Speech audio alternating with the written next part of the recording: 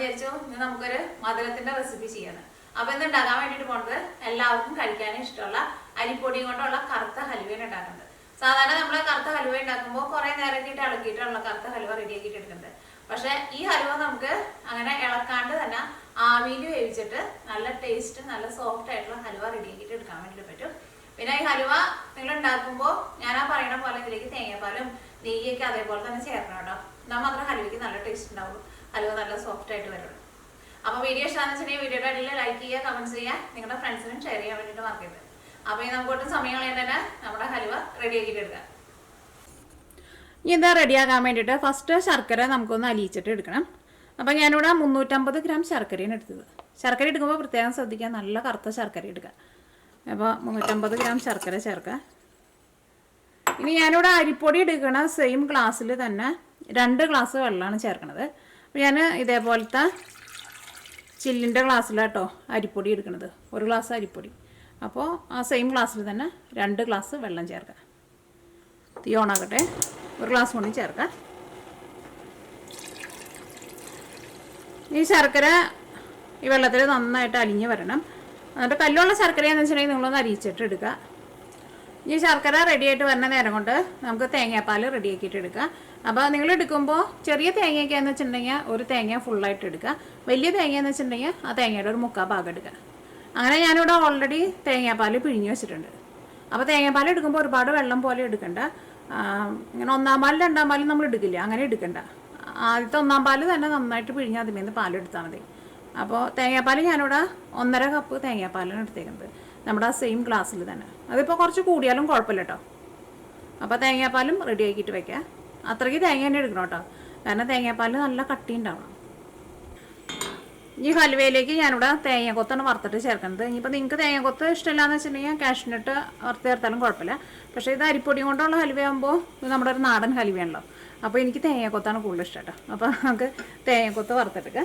അപ്പോൾ അതിന് വേണ്ടിയിട്ട് പിന്നെ ഹൽവയാണല്ലോ, അപ്പോൾ ഹൽവയിലേക്ക് അത്യാവശ്യം നന്നായിട്ട് നെയ്യും വേണം. അപ്പോൾ ഞാനിവിടെ 8 ടേബിൾ സ്പൂൺ നെയ്യാണ് എടുക്കേണ്ടത്. ഇതേപോലെ ഇങ്ങനെ ടേബിൾ സ്പൂണിൽ നിറച്ചെടുക്കേണ്ടത്. അപ്പോൾ നമ്മൾ തേങ്ങക്കൊത്ത് വറുത്ത് കഴിഞ്ഞിട്ട് ഈ നെയ്യും കൂടിയിട്ട് നമ്മൾ നമ്മുടെ ഹൽവയുടെ മിക്സിലേക്ക് ചേർക്കും കേട്ടോ. അപ്പോൾ ഒരു 8 ടേബിൾ സ്പൂൺ നെയ്യ് എടുക്കുക. നന്നായിട്ട് നെയ്യ് ഉണ്ടായാലായിരിക്കും നമ്മുടെ ഹൽവയ്ക്ക് നല്ല ടേസ്റ്റ് ഉണ്ടാവുക. പിന്നെ ഹൽവയ്ക്ക് ആകുമ്പോൾ നമ്മൾ കുറേ ഒന്നും കഴിക്കില്ലല്ലോ, കുറച്ചല്ലേ കഴിക്കുള്ളൂ. അപ്പോൾ 4 ടേബിൾ സ്പൂണായി. നല്ല നെയ്യിലുണ്ടാക്കണം.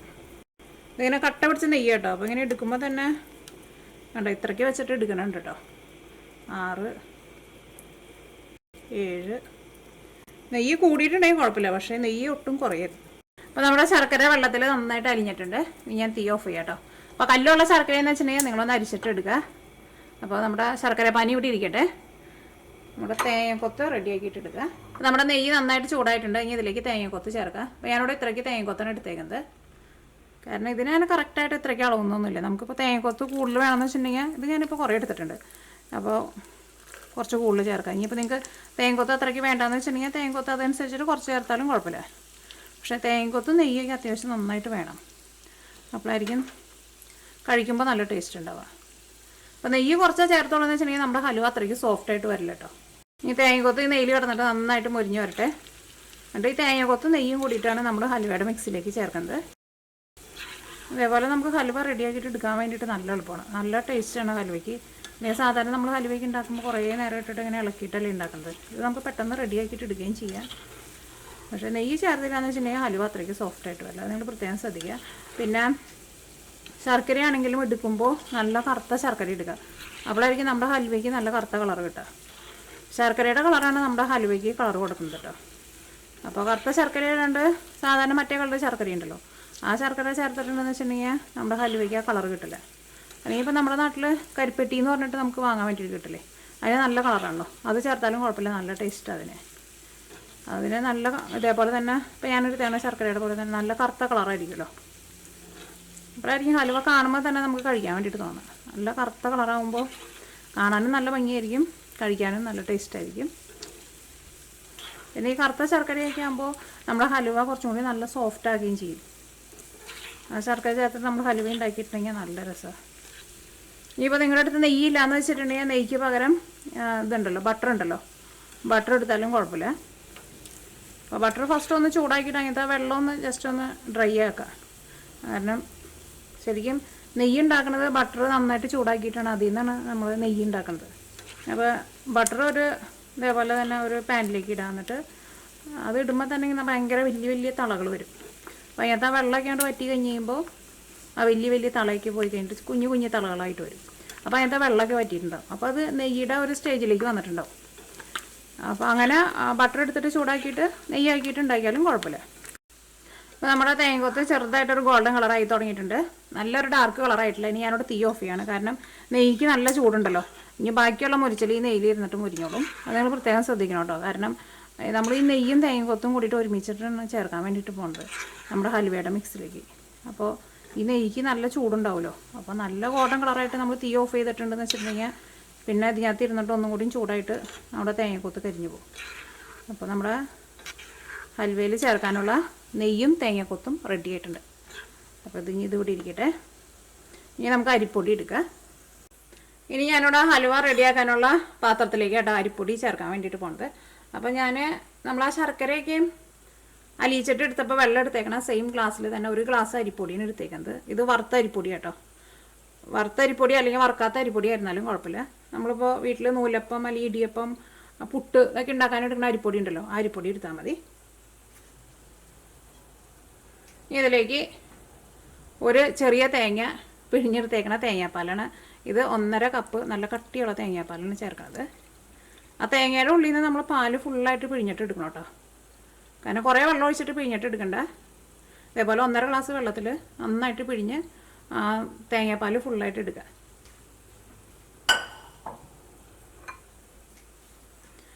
ഈ തേങ്ങാപ്പാൽ അരിപ്പൊടിയിൽ നന്നായിട്ട് മിക്സ് ആവട്ടെ. ഇനി ഇതിലേക്ക് നമ്മൾ ശർക്കരപ്പാനി ചേർക്കാൻ വേണ്ടിയിട്ട് പോകണം. അപ്പോൾ ശർക്കരപ്പാനി നല്ല ചൂടോട് കൂടിയിട്ട് ചേർക്കരുത്, പ്രത്യേകം ശ്രദ്ധിക്കുക. ഒരു ഇളം ചൂട് കുഴപ്പമില്ല, അല്ലെങ്കിൽ ഇപ്പോൾ നന്നായിട്ട് ചൂടാറിയാലും കുഴപ്പമില്ല. കാരണം നല്ല ചൂടോടുകൂടി ചേർത്തിട്ടുണ്ടെന്ന് വെച്ചിട്ടുണ്ടെങ്കിൽ ഈ പൊടി പെട്ടെന്ന് നമ്മൾ ഒഴിക്കുമ്പോൾ തന്നെ അങ്ങോട്ട് വെന്തു പോകുമല്ലോ. അപ്പോൾ ഇതിലേക്ക് നമ്മുടെ ശർക്കരപ്പാനി ചേർക്കാണ്.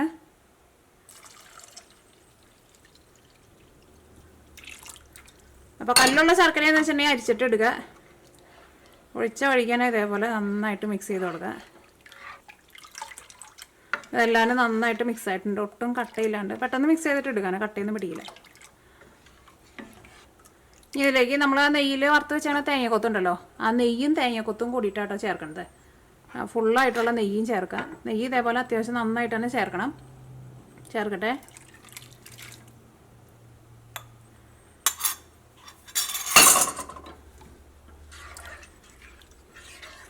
നെയ്യ് ആയിരുന്നാലും നല്ല ചൂടോട് കൂടിയിട്ട് ചേർക്കരുത്, ചെറുതായിട്ടൊന്ന് ചൂടാറിയിട്ട് വേണം ചേർക്കാൻ വേണ്ടിയിട്ട്. ഇനി അത് നമ്മൾ അടുപ്പത്തേക്ക് വെക്കുകയാണ്. തീ ഒരുപാട് കൂട്ടി വെക്കരുത്. വലിയ ബർണർ വയ്ക്കുകയെന്ന് വെച്ചിട്ടുണ്ടെങ്കിൽ ഒരു മീഡിയം ഫ്ലെയിമിൽ വയ്ക്കുക. തീ ഓണാക്കാം കേട്ടോ. ഇങ്ങനെ ഇളക്കി കൊടുത്തോണ്ടേ ഇരിക്കുക. പെട്ടെന്ന് ഇതങ്ങനെ കട്ട പോലെയാവും. ഇനി ഇതിങ്ങനെ നിർത്താണ്ട് ഇളക്കി കൊടുത്തോണ്ടിരിക്കുക. പാത്രം ഒന്ന് ചൂടായി കഴിഞ്ഞ് കഴിയുമ്പോൾ പിന്നെ ലോ ഫ്ലെയിമിലേക്ക് വെക്കണം. പിന്നെ സൈഡിൽ നിന്നും അടിയിൽ നിന്നൊക്കെ ഇളക്കി കൊടുക്കുക, അല്ലെങ്കിൽ ഇതിനകത്ത് കട്ട പോലെ വരും കേട്ടോ, പ്രത്യേകം ശ്രദ്ധിക്കുക. അപ്പോൾ ഇത് ചൂടായിട്ടില്ല കേട്ടോ. ഇവിടെ പാത്രം ചൂടാവുമ്പോൾ തന്നെ ഇതൊന്ന് ചെറുതായിട്ട് ഇങ്ങനെ തിക്കായിട്ട് വരാൻ വേണ്ടിയിട്ട് തുടങ്ങും. അപ്പോൾ ഒരുപാട് തിക്കാവാൻ വേണ്ടിയിട്ട് നിൽക്കരുത്. ചെറുതായിട്ടൊന്ന് തിക്കാവുമ്പോൾ തന്നെ തീ ഓഫ് ചെയ്യണം. പിന്നെ ചൂടുകൊണ്ട് ഇരുന്നിട്ട് ഒന്നും കൂടി ഒന്ന് തിക്കാവുകയും ചെയ്യും. അപ്പോൾ ഭയങ്കര കട്ട പോലെ ആവരുത്. ഇത് നിങ്ങൾ പ്രത്യേകം ശ്രദ്ധിക്കണം കേട്ടോ, അല്ലെങ്കിൽ നമ്മുടെ ഹൽവ ശരിയായിട്ട് കിട്ടില്ല. കട്ടയൊക്കെ വന്നിട്ടുണ്ടെന്ന് വെച്ചിട്ടുണ്ടെങ്കിൽ ഹൽവ കഴിക്കുമ്പോഴും ടേസ്റ്റ് ഉണ്ടാവില്ല. നമ്മൾ റെഡിയാക്കിയിട്ട് എടുക്കുമ്പോഴായിരുന്നാലും ആ ഒരു കറക്റ്റ് ഹലുവയുടെ പോലെ നമുക്ക് കിട്ടുകയും ചെയ്യില്ല. പിന്നെ ഇളക്കുമ്പോൾ നമുക്കിങ്ങനെ അറിയാൻ വേണ്ടിയിട്ട് പറ്റും, ചെറുതായിട്ട് ഇങ്ങനെ കുറുകി തുടങ്ങുമ്പോൾ. പിന്നെ നിർത്താണ്ട് ഇങ്ങനെ ഇളക്കി കൊടുക്കണം കേട്ടോ. ഈ കയ്യിലങ്ങനെ ഇതിൽ നിന്ന് മാറ്റിയിട്ട് പിന്നെ നമ്മൾ ചിലപ്പോൾ രണ്ടാമത് കയ്യിൽ ഇടുമ്പോഴേക്കും ചിലപ്പോൾ ഇത് അടിയിലേക്ക് പിടിച്ചിട്ടുണ്ടാവും. അപ്പോൾ ഇതിന് നിർത്താണ്ട് ഇളക്കി കൊടുത്തോണ്ടിരിക്കുക. ഇതിപ്പോൾ ചെറുതായിട്ടൊന്ന് കട്ടി പോലെ വന്നു തുടങ്ങുന്നുണ്ട്. ഇനി ഞാനിവിടെ തീ നന്നായിട്ട് കുറയ്ക്കുകയാണ്. ലോ ഫ്ലെയിമിലാണ് വെച്ചേക്കുന്നത്. അത് വലിയ ബർണറോ ചെറിയ ബർണറൊക്കെ ആണെങ്കിലും ലോ ഫ്ലെയിമിൽ തന്നെ വയ്ക്കുക. ഇത് പെട്ടെന്ന് ഇപ്പോൾ അവിടെ കുറുകിയിട്ടുണ്ട്, സ്പൂണിൽ പിടിച്ചിട്ടുണ്ട്, പക്ഷേ കുഴപ്പമില്ല. അത് നമുക്ക് വിടിയിച്ചിട്ട് എടുക്കാൻ വേണ്ടിയിട്ട് പറ്റും കേട്ടോ. ഈ ലോ ഫ്ലെയിമിലാണ് വയ്ക്കുന്നത്. ഇത് കണ്ട ഈ സ്പൂണിൻ്റെ സൈഡിൽ പിടിച്ചത് അതങ്ങോട്ട് ഇങ്ങനെ ഇതിങ്ങനെ സൈഡിൽ വെച്ചിട്ട് അങ്ങനെ അമർത്തി കൊടുക്കുമ്പോൾ അതങ്ങോട്ട് അതിൻ്റെ കൂടെ അങ്ങോട്ട് ചേർന്ന് പോക്കോളും. ലോ ഫ്ലെയിമിൽ വയ്ക്കാൻ പ്രത്യേകം ശ്രദ്ധിക്കുക. തീ ഒട്ടും കൂട്ടി വയ്ക്കരുത്.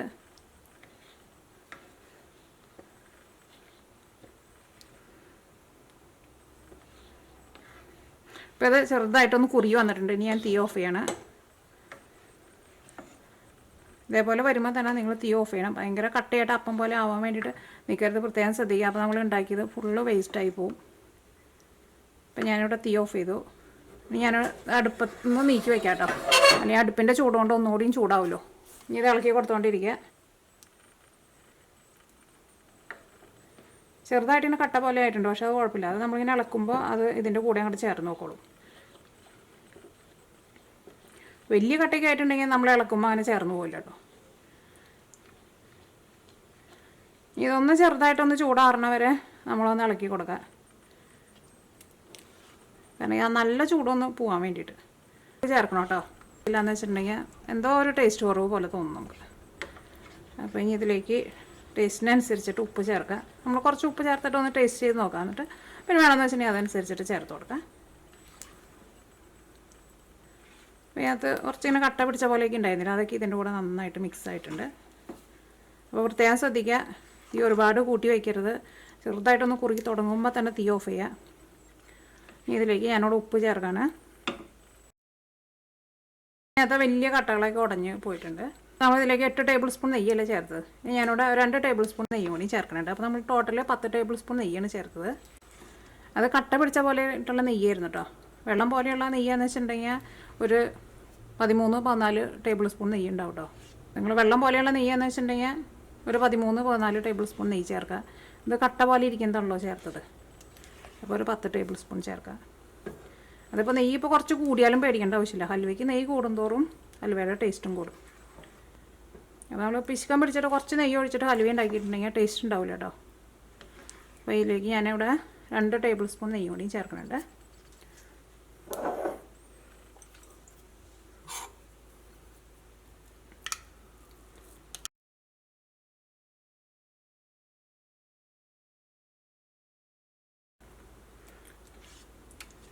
ആ 2 ടേബിൾ സ്പൂൺ നെയ്യും ഇതിനകത്ത് നന്നായിട്ട് മിക്സ് ആയിട്ടുണ്ട്. ഇവിടെ ഞാനിവിടെ ഇതേപോലത്തെ ഒരു പാത്രമാണ് എടുത്തത്. എൻ്റെ കേക്ക് ഉണ്ടാക്കണത് കേട്ടോ. അതേപോലെ കുറച്ച് കുഴിയുള്ളത് വേണം എടുക്കാൻ വേണ്ടിയിട്ട്. അല്ലെങ്കിൽ നമ്മുടെ സ്റ്റീലിൻ്റെ പ്ലേറ്റ് ഉണ്ടല്ലോ, ആ പ്ലേറ്റ് ആയിരുന്നാലും കുഴപ്പമില്ല. പക്ഷേ എൻ്റെ ഇഡ്ഡലി തട്ട് ചെറുതാണ്, അതിനകത്ത് വലിയ സ്റ്റീൽ പാത്രം കൊള്ളില്ല. അപ്പോൾ ഞാൻ ഇതിൻ്റെ ഉള്ളിലും സൈഡിലേക്ക് നെയ്യ് നന്നായിട്ടൊന്ന് തൂത്ത് കൊടുക്കുക. ഇനി ഇതിലേക്ക് നമ്മുടെ ഹലുവയുടെ മിക്സ് ഒഴിക്കാൻ വേണ്ടിയിട്ട് പോവാണ്.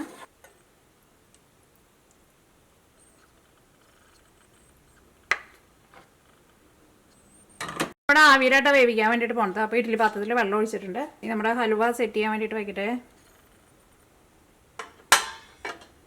ഇത് നിങ്ങൾക്ക് വേണമെന്ന് വെച്ചിട്ടുണ്ടെങ്കിൽ ഈ പാത്രം ഇഡ്ഡലി തട്ടിലേക്ക് വെച്ചിട്ട് നമ്മുടെ ഹലുവയുടെ മിക്സിങ് ഒഴിച്ചാലും മതി കേട്ടോ. മുകളിലേക്ക് ഞാൻ കുറച്ച് കാഷ്നട്ട് ഇട്ട് കൊടുക്കുന്നുണ്ട്. ഇനി മൂടി വയ്ക്കട്ടെ.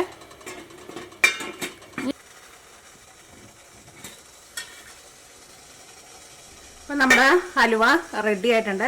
അപ്പോൾ നന്നായിട്ട് ആവി വന്നു കഴിഞ്ഞിട്ടുണ്ടെങ്കിൽ ഒരു 20 മിനിറ്റ് നന്നായിട്ടൊന്ന് ആവി വന്നാൽ മതി. ഇത് നന്നായിട്ട് ചൂടാറി കഴിഞ്ഞിട്ട് വേണം നമ്മൾ ഈ പാത്രത്തിൻ്റെ ഉള്ളിൽ നിന്ന് ഇത് എടുക്കാൻ വേണ്ടിയിട്ട്. അത് പ്രത്യേകം ശ്രദ്ധിക്കുക. അല്ലെങ്കിൽ നമ്മൾ എടുക്കുമ്പോൾ ഇതിൻ്റെ സെൻറ്ററിൽ അങ്ങോട്ട് വിട്ടുപോകും. കാരണം ഇത് ഭയങ്കര സോഫ്റ്റ് ആയിട്ടാണല്ലോ ഇരിക്കുന്നത്. നന്നായിട്ട് ചൂടാറണം. പാത്രത്തിൻ്റെ അടിയിലായിരുന്നാലും സെൻറ്ററിലായിരുന്നാലും ഒട്ടും ചൂട് പാടില്ല. അല്ലെങ്കിൽ ഒരു ദിവസം വെച്ച് കഴിഞ്ഞിട്ട് പിറ്റേ ദിവസത്തേക്ക് എടുക്കുക. അല്ലെങ്കിൽ നന്നായിട്ട് ചൂടാറി കഴിഞ്ഞിട്ട് മാത്രം എടുക്കുക. നമ്മുടെ ഹൽവയുടെ മുകളിൽ ഞാനിവിടെ കുറച്ച് നെയ്യും കൂടിയിട്ടൊന്ന് ഒഴിച്ചു കൊടുക്കുന്നുണ്ട്. അത് നമ്മൾ ഇഡ്ഡലി തട്ടിൽ നിന്ന് എടുത്ത വഴിക്കാനും ചൂടോട് കൂടിയിട്ട് കുറച്ച് നെയ്യിങ്ങനെ മുകളിൽ ഒഴിച്ചു കൊടുക്കും. നമ്മുടെ ഹൽവയ്ക്ക് നെയ്യുടെ നല്ലൊരു മണം ഉണ്ടാവും. അപ്പോൾ ഇനി നമ്മുടെ അടുത്ത് ഒരെണ്ണോടി ഉണ്ടാക്കാനുള്ള നമ്മുടെ ഹൽവയുടെ മിക്സിങ് ബാക്കിയുണ്ടല്ലോ. അപ്പോൾ ഞാൻ രണ്ടാമത് വെള്ളം ഒഴിച്ചു കൊടുത്തിട്ടുണ്ട്. ചിലപ്പോൾ വെള്ളം നമ്മൾ കുറച്ച് നേരം ചൂടാക്കിയില്ല, അപ്പോൾ വെള്ളം ഉണ്ടാവില്ല. അപ്പോൾ വെള്ളം ഉണ്ടോയെന്ന് നിങ്ങൾ നോക്കണം കേട്ടോ. അപ്പോൾ നമ്മുടെ ഹലുവ നന്നായിട്ട് ചൂടാറിയിട്ടുണ്ട്. നന്നായിട്ട് ചൂടാറി കഴിഞ്ഞിട്ട് വേണം പാത്രത്തിൽ നിന്ന് എടുക്കാൻ വേണ്ടിയിട്ട്. അത് പ്രത്യേകം ശ്രദ്ധിക്കുക. ഇതൊന്ന് വിടിയിച്ചു കൊടുക്കട്ടെ. അപ്പോൾ അതൊക്കെ കേട്ടോ നല്ല സോഫ്റ്റായിട്ടായിരിക്കുക.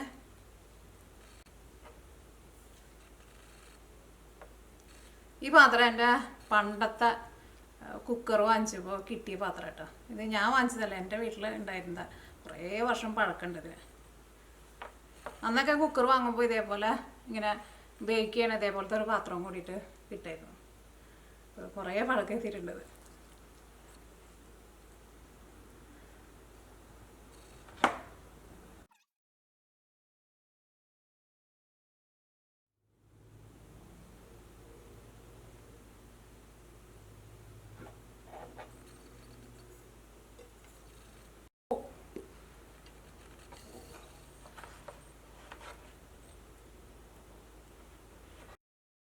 ഒരു കഷ്ണം ഹലുവ എടുക്കട്ടെ. അപ്പോൾ നിങ്ങളിത് കട്ട് ചെയ്യുമ്പോൾ നന്നായിട്ട് തണുത്തിട്ട് വേണം കട്ട് ചെയ്യാൻ വേണ്ടിയിട്ട്. അല്ലെങ്കിൽ ഒരു ദിവസം വെച്ചിട്ട് പിറ്റേ ദിവസം കട്ട് ചെയ്യുക. അപ്പോൾ ശരിക്കും ആ ഹലുവയുടെ ടെക്സ്ചറൊക്കെ വരും.